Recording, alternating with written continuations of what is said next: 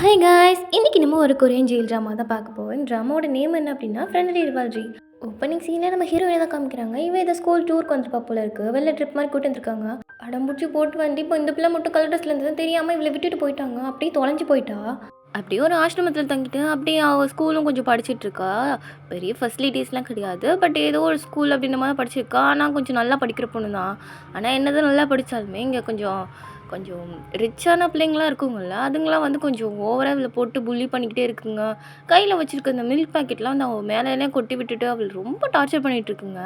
இவளால் வந்து இது ஏற்றுக்க முடியல, எதாவது பண்ணணும் அப்படின்னு சொல்லிட்டு இவளும் வந்து இல்லீகலாக வந்து ட்ரக் பிஸ்னஸ் பண்ணிகிட்டு இருக்கா. இந்த மாதிரி அந்த ட்ரக்ஸை வாங்கிட்டு போயிட்டு இந்த ஆட்கள்கிட்டலாம் கொடுத்தா இவ்வளோ அமௌண்ட்டு அப்படின்ற மாதிரி ஆசிரமத்தில் இருக்க அனந்த பசங்களாத்தையும் வந்து கூட்டிகிட்டு வந்து இந்த மாதிரி வேலை பார்க்க வச்சுருக்காங்க. அவள் வந்து இந்த மாதிரி சொல்லிட்டு இருக்கா, இதுக்கு மேலே இந்த மாதிரி ட்ரக்ஸ்லாம் விற்கிறது கிடையாது, என்னோட பேரண்ட்ஸ் வந்து கிடச்சிட்டாங்க, ஸோ நான் இங்கேருந்து போகிறேன் அப்படின்னு சொல்லிட்டு அவள் சொல்லிவிட்டு அந்த இடத்துலேருந்து கிளம்பிட்டா.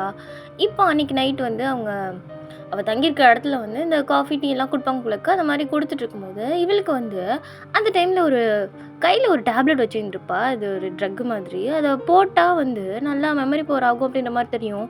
போட்டோன்னே இவளுக்கும் வந்து ஏதோ தண்ணிக்குள்ளேயே குதிச்ச மாதிரி இருக்குது. அந்த இடத்துல தண்ணிக்குள்ளேயே வந்து உட்காந்து படிக்கிற மாதிரி இருக்குது. நல்லா மெமரி ஆகுது. அதுலேயே வந்து கொஞ்சம் நல்ல மார்க்ஸ்லாம் வாங்க ஆரம்பிச்சது. இன்னும் ரொம்ப ஓவராக பிலீவ் பண்ண ஆரம்பிச்சிட்டாங்க. இவளுக்கா இதுக்கப்புறம் நிறுத்தவே கூடாது, எப்படியாவது நல்ல வேலைக்கு போயிடணும், அது வரைக்கும் சாப்பிடணும் அப்படின்னு சொல்லிட்டு அவள் வந்து படிக்கிறா. இடையில வந்து இது பிஸ்னஸும் பண்ணுறதுக்கு அடிக்கடி வரா. ஏன்னா அப்போ தானே அவளுக்கு அந்த ட்ரக்ஸ் கிடைக்கும். அதனால வந்து இடையில அப்பப்போ வந்து இந்த வேலையும் பார்த்துட்ருக்கா. இன்னும் கொஞ்ச நாள் தான் இருக்குது, நான் இங்கேருந்து கிளம்ப போகிறேன் அப்படின்னு சொல்லிட்டு அந்த ஏஜென்ட்கிட்ட சொல்லிவிட்டு வந்து இதோட நான் கிளம்பிக்கிறேன்ப்பா அப்படின்னு சொல்லிட்டு அங்கேருந்து கிளம்பிட்டா. இப்போ நெக்ஸ்ட்டு இந்த பேக்கிங்லாம் பண்ணோம் அப்படின்னு சொல்லிட்டு சூட்கேஸ்லாம் எடுத்துகிட்டு அவள் திங்ஸ் எல்லாத்தையும் பேக்லாம் பண்ணிவிட்டு சரி இதுக்கப்புறமேட்டுக்கு இந்த இடத்த நம்ம பார்க்க போதில்லை அப்படின்னு சொல்லிட்டு அங்கேருந்து கிளம்பிட்டு கடைசியாக சியோலுக்கும் வந்தாச்சு. வந்ததுக்கப்புறமேட்டுக்கு இவள் வந்து சுற்றி முற்றி பார்க்குறான், என்னடா யாருமே காணோம் அப்படின்ற மாதிரி. இவன் மட்டும் தான் அப்படி தனியாக இருக்க மாதிரி இருக்கு. ஏன்னா அந்த இடத்துல பெருசாக ஆள் நடமாட்டம் இல்லை போல இருக்கு. இவன் நேராக வீட்டுக்கு வருவான்னு பார்த்தா டேரெக்டாக வந்து ஸ்கூலுக்கு தான் வந்திருக்கா. முதல் நாளே வந்து ஸ்கூலில் வந்து எப்படியோ அட்டன் பண்ணி ஆகணும், லீவாக இருக்கக்கூடாது அப்படின்னு சொல்லிட்டு முதல் நாளே வந்திருக்கா. இங்கே ஒரு பொண்ணு சோடாப்பட்டி போட்டிருக்காள். இவன் வந்து நம்ம செகண்ட் ஹீரோயினோட ஃப்ரெண்டு, கிட்டத்தட்ட எதிரி, எப்போவுமே செகண்டாக தான் வந்துட்டுருப்பா. அதனால் கொஞ்சம் கிரட்ஜ் இருக்கும் அவளுக்கு. இங்கே நம்ம ஹீரோயின் இருக்காள், இவள் பேர் வந்து சக்கி. இவன் வந்து இவங்க டீச்சர்கிட்ட வந்து கேட்டுட்ருக்கா, நான் இந்த மாதிரி புதுசாக வந்து ஜாயின் பண்ணியிருக்கேன் அப்படின்னு சொல்லிக்கிட்டு இருக்கா. சரி அப்படியே ஸ்கூலில் கொஞ்சம் சுற்றி பார்ப்போம் அப்படின்னு சொல்லிட்டு சுற்றி பார்த்தா இங்கே ஏதோ ஆடிட்டோரியம் மாதிரி இருக்குது. அங்கே வந்திருக்க ஒரு லேடி வந்துட்டு ஒரு பாட்டிமா மாதிரி இருக்காங்க. கொஞ்சம் பூ வாங்கிக்கோ அப்படின்னு சொல்லிட்டு அவங்க அந்த இடத்துல விற்றுட்ருக்காங்க. அங்கே ஒரு 10,000 கேட்டுட்ருக்காங்க ஒரு பூவுக்கு. அதை வந்து எல்லாத்தையும் நானே வாங்கிக்கிறேன் அப்படின்னு சொல்லிட்டு ஒருத்தவங்க வாங்கிட்டு இங்கெல்லாம் நிற்காதீங்க போங்க அப்படின்னு சொல்லி துரத்தி விட்டுட்டாங்க. அங்கே ஒரு பொண்ணு நின்று பேசிட்டு இருக்கா. இவ தான் நம்ம செகண்ட் ஹீரோயின். இவள் பேர் வந்து யூஜி. இவளுக்கு வந்து இந்த மெடிக்கல் ஃபீல்டில் போகணுன்னு தான் வந்து ரொம்ப ஆசை. அதுவும் சியோல் மெடிக்கல் யூனிவர்சிட்டியில் படிக்கணும். அவங்க அப்பாவும் ஆல்ரெடி வந்து டாக்டராக தான் இருப்பார், ஹாஸ்பிட்டல்லாம் வச்சுருப்பாரு. சமூகம் ரொம்ப பெரிய இடம், செம்ம ரிச் பேக்ரவுண்டு. ஸோ இதெல்லாம் பார்க்கறதுக்கு இங்கே நம்ம சகி கொஞ்சம் வந்து லைட்டாக வயிற்றுச்சல் தான் இருக்க மாதிரி இருக்குது. அதில் பார்த்துட்டு அப்படியே வந்துட்டுருக்கா. அப்படியே அந்த ஆடிட்டோரியம் விட்டு வெளில வந்ததுக்கப்புறமேட்டுக்கு ஒன்று ஒன்றா பார்த்துட்ருக்கா. அங்கே இருக்க ஒருத்தி மட்டும் இப்படி இவ்வளோ அச்சீவ்மெண்ட் பண்ணியிருக்க முடியும் அப்படின்னு சொல்லிட்டு அங்கே சர்டிஃபிகேட்ஸ்லாம் வச்சுருக்காங்க. ப்ரௌடாக வந்து யூஜினால் தான் எங்கள் ஸ்கூலே இயங்குது அப்படின்ற அளவுக்கு அங்கே வச்சுருக்காங்க. இங்கே அவள் அந்த கிளாஸ் ரூம்குள்ளே வந்ததுக்கப்புறமேட்டுக்கு அப்போ தான் தெரிய வருது என்ன அப்படின்னா, இவள் வந்து அந்த ஸ்கூலோட யூனிஃபார்ம் வந்து தச்சு போட்டு வந்திருக்க மாட்டா. இவள் பழைய அந்த யூனிஃபார்ம் தான் போட்டு வந்திருப்பா. இங்கே பாரு, நாளைக்காச்சும் ஒழுங்காக வந்து இந்த யூனிஃபார்ம்லாம் கரெக்டாக போட்டு வந்துரு சரியா அப்படின்னு சொல்லிட்டு அவங்க மேம் திட்டிகிட்ருக்கா. அங்கே அவள் போய் உட்காந்துருக்கா. அங்கே அந்த யூஜி வரா. இது ஏன் கூட இவன் ஏன் கிளாஸில் படிக்க போகிறாளா அப்படின்னு சொல்லிட்டு சக்கி பார்த்துட்டே இருக்கா. இங்கே அவள் கிளாஸ்க்குள்ளே வந்துட்டு யார் பக்கத்தில் உட்கார போகிறா அப்படின்னு சொல்லிட்டு மொத்த கிளாஸே பார்த்துட்ருக்கு. கடைசியில் வந்து இங்கே நம்ம ஹீரோயின் சக்கி பக்கத்தில் தான் வந்து உட்கார்றா. இங்கே யூஜியோட அப்பா இருக்கார்ல, ஏதோ ரிசர்ச் மாதிரிலாம் பண்ணிட்டு இருப்பார் போல இருக்குது. அவர் அங்கே ரிசர்ச் ஒர்க்லாம் பார்த்துட்ருக்கா. இந்த இடத்துல கட் பண்ணிவிட்டு நம்ம சக்கியை காமிக்கிறாங்க. இவன் வீட்டுக்கு வந்துட்டு ஆக்சுவலி இவங்க அப்பா வந்து இறந்து போயிட்டாரு. அதுக்கப்புறமேட்டுக்கு தான் தெரிய வந்திருக்கு. அவங்க அப்பா செகண்ட் மேரேஜ் பண்ண அந்த பொண்ணு தான் வந்து சரி இங்கேயே தங்கிக்கோமா அப்படின்னு சொல்லிட்டு கார்டியனாக அவளை வந்து தங்க வச்சுருக்காங்க. இவள் வந்து ஸ்கூலுக்கு வந்ததுக்கப்புறமேட்டுக்கு ஒவ்வொருத்தவங்ககிட்ட வந்து ஜெல்லாக ட்ரை பண்ணிருக்கா. ஆனால் யாருமே அவள் கூட பேசுகிற மாதிரி இல்லை. இங்கே நம்ம யூஜி இருக்கால, அவள் வந்து கையை பிடிச்சிட்டு உனக்கு இந்த இடத்துல தெரியாதுல்ல வா அப்படின்னு சொல்லிட்டு அவள் பாட்டுக்கு எழுதிட்டு போயிட்டுருக்கா. இவன் அப்படி கையை பிடிச்சி எழுதிட்டு போக மொத்த ஸ்கூலே வந்து பார்த்துட்டுருக்கு. அது ஃபுல் அண்ட் ஃபுல் கேர்ள்ஸ் மாதிரி தான் இருக்குது, கேர்ள்ஸ் ஸ்கூல் தான் அது. இந்த பொண்ணு பேர் இலி. இவகிட்ட வந்து இன்ட்ரடியூஸ் பண்ணி வைக்கிறா. இந்த யூஜி இருக்கால வந்து சகிக்கு வந்து ஃப்ரெண்டு அப்படின்னு சொல்லிட்டு இருக்கா. இவ சரியான மேக்கப் பைத்தியம். இவங்க அப்பா அம்மா வந்து இந்த மெடிசன்லாம் நீ ஒன்றும் படிக்க வேணாம், நீ வந்து இந்த மாதிரி ஆர்ட்ஸ் மாதிரி தான் படி அப்படின்னு சொல்லிட்டு அவங்க படிக்காத ஏன் மேலே திணிக்கிறாங்கப்பா அப்படின்னு சொல்லிக்கிட்டே இருக்கா. இவ கையில் ஒரு ஆம்லெட் மாதிரி வச்சுருப்பா. அது கீழே வந்ததும் அத யூஜி எடுத்து பார்த்துட்டு, "இது கொரியன் யூனிவர்சிட்டி சேர்ந்தது தானே?" அப்படின்னு சொல்லி கேட்டுட்டு இருக்கா. "ஆமாமா" அப்படின்னு சொல்ல, அந்த ஆம்லெட் வந்து கண்ணு வச்சுட்டா எப்படியாவது வாங்கியே தீரணும் அப்படின்னு சொல்லிட்டு, இந்த பக்கத்துல சோடா புட்டி போட்டிருக்கால்ல, இவளுக்கு வந்து எப்பவுமே வந்து இவன் மேல செம்ம காண்டு.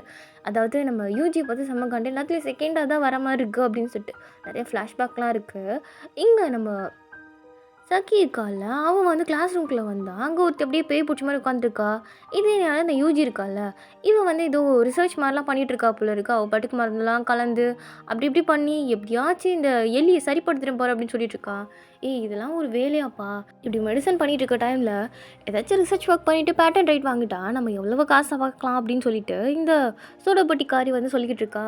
ஆக்சுவலி இவளுக்கு வந்து நம்ம யூஜி மேல மட்டும் இல்ல, இங்க புதுசா வந்திருக்கால்ல சக்கி, அவள பார்த்துமே செம காண்டு தான். அவகிட்ட பேசவே மாட்டா. ஏன்னா யூஜி அவ கூட க்ளோஸா இருக்கால்ல. இதுல ஒரு பொண்ணு வேற என்ன "பிளேஸ மாத்திக்கிறியா?" அப்படின்னு சொல்லிட்டு சக்கி கிட்ட சொல்லிட்டு பிளேஸ மாத்திக்கிட்டா. எங்க சக்கி வீட்டுக்கு வந்தா, அவங்க அம்மா வந்து, "ஓ! இன்னைக்கு ஸ்கூல் ஸ்டார்ட் ஆச்சா? சாரிப்பா, எனக்கு தெரியாது" அப்படின்னு சொல்லிட்டு, "இந்தா உன் ரூம் அங்க போய் நீ தங்கிக்கோ" அப்படின்ற மாதிரி இவள உள்ள காமிச்சு வைக்கிறாங்க.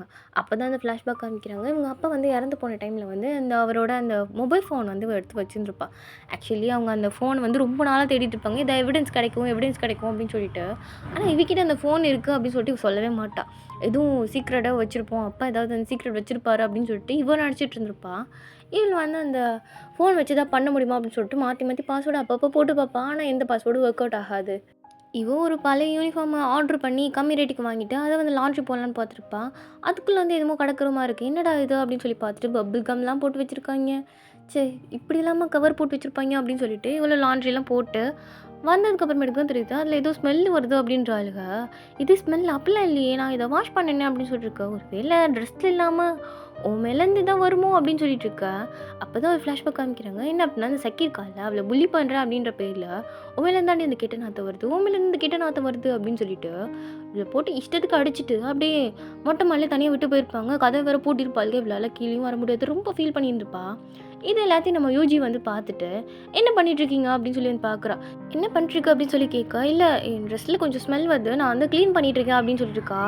"ஏய் நான் வேணா உனக்கு என்னோட புது ட்ரெஸ் குடுக்கவா?" அப்படின்னு சொல்லி கேட்க, "அதெல்லாம் ஒண்ணும் வேணாம்" அப்படின்னு சொல்லிட்டு மூஞ்சி வச்ச மாரி பேசிடுறா. இங்க அப்படியே கிளாஸ் டெஸ்ட்டும் நடக்குது. எல்லாரும் எழுதி முடிச்சுட்டு, எப்போதும் போல யூஜி தான் ஃபர்ஸ்ட் முடிக்கிறா. முடிச்சு அவளும் போய் சப்மிட் பண்ணிட்டுருக்க. இங்க அவங்க மேம்க்கு நல்லாவே தெரியும் யூஜி தான் எப்படி ஃபர்ஸ்ட் வரப்போறா அப்படின்னு சொல்லிட்டு.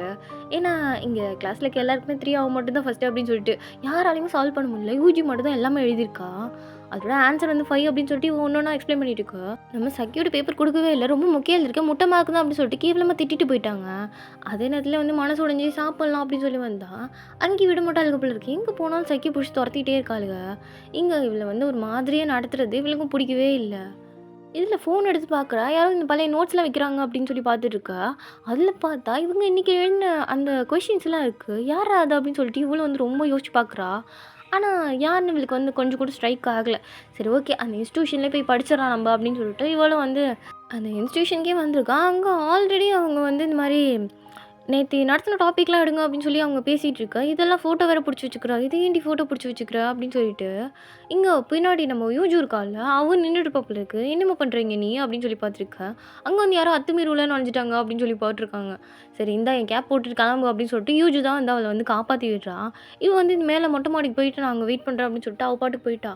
இங்க நம்ம யூஜி இருக்கால்ல, அவள வந்து பார்த்துட்டு இவங்க மேம் கேட்குறாங்க, யாராவது இந்த மாரி சஸ்பெக்ட்டா வந்தாங்களான்னு சொல்லிட்டு. "இல்லையே அப்பல்லாம் நான் எதுவும் பார்க்கலையே" அப்படின்னு சொல்லிட்டு அசால்ட்டா போய் சொல்லிட்டு அவ பாட்டுக்கு கிளம்பிட்டா.